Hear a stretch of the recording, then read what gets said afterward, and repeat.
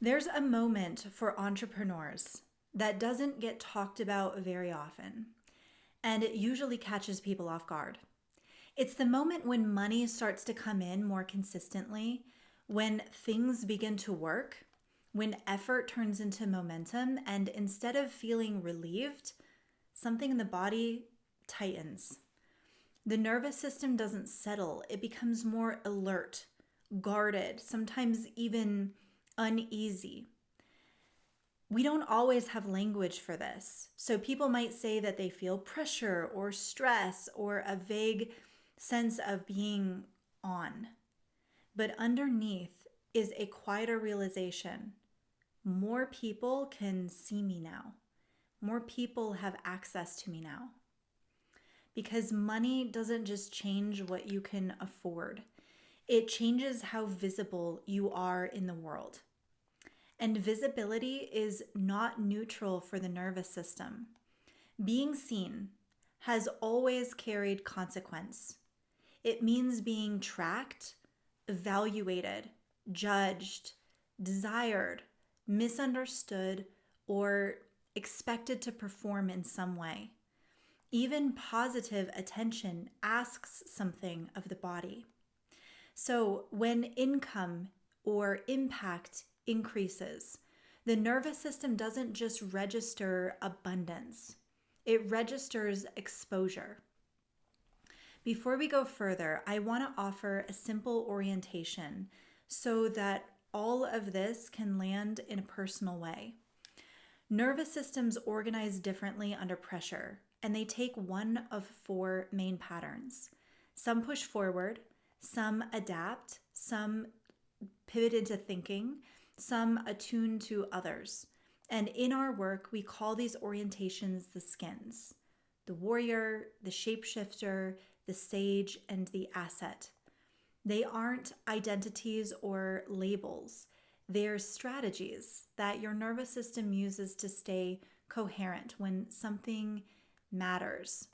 So if you're curious how your nervous system tends to handle pressure, because money and impact and visibility are places that pressure shows up very clearly, whether you default toward a warrior, a shapeshifter, a sage, or an asset, you can pause this video and there's a short Somatic Skins Quiz linked below.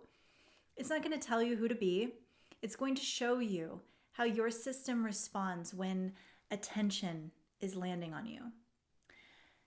Now let's come back to being visible itself. Being visible means that your actions have impact beyond you.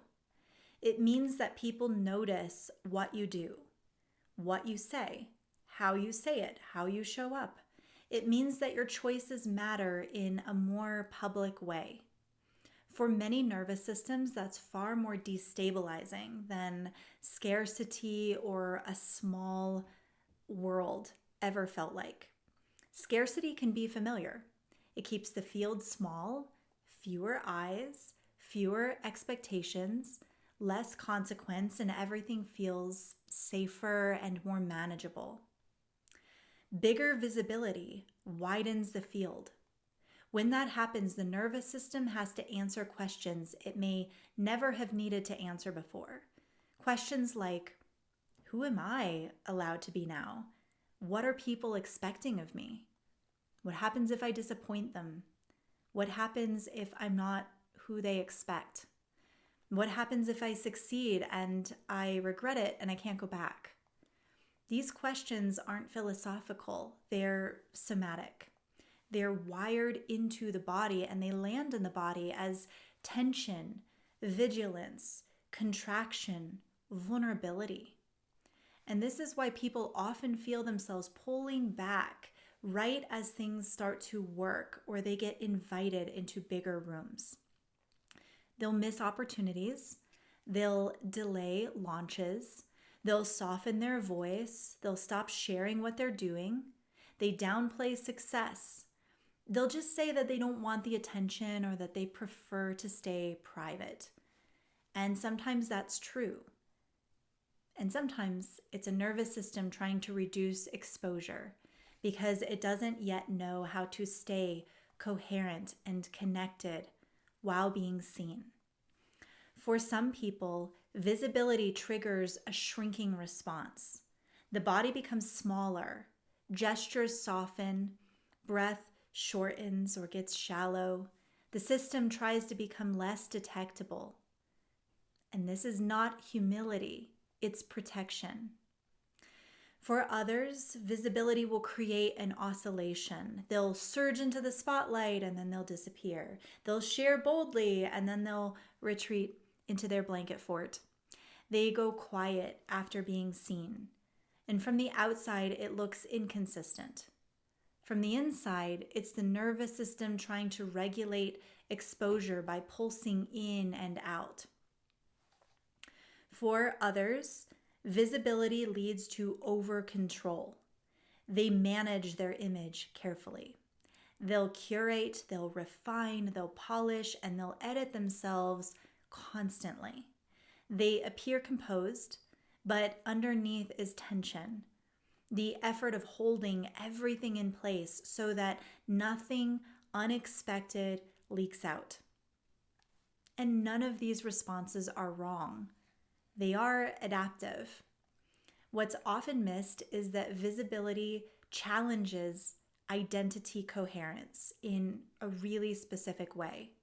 When more people are watching, the system has to hold a stable sense of self without constantly adjusting to feedback.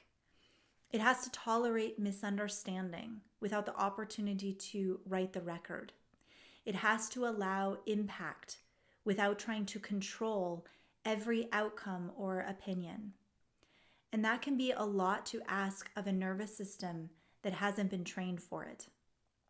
This is why some people will feel safer being broke or small, limited, rather than being successful.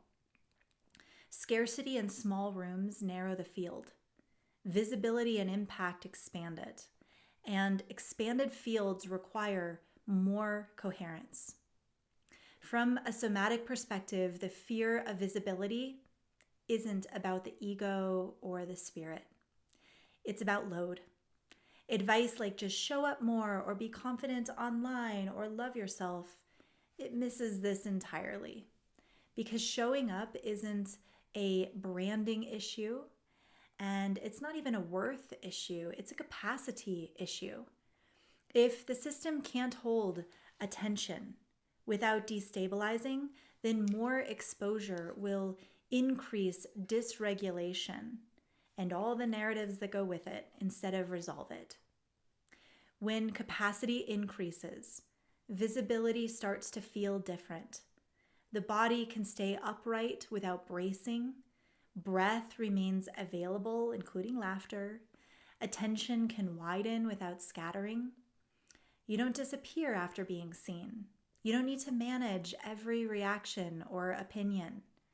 You can let a moment of attention land without letting it define you. And at that point, visibility stops feeling like danger and it starts feeling like contact. This is a subtle but profound shift. It's also where money and identity stop pulling against each other.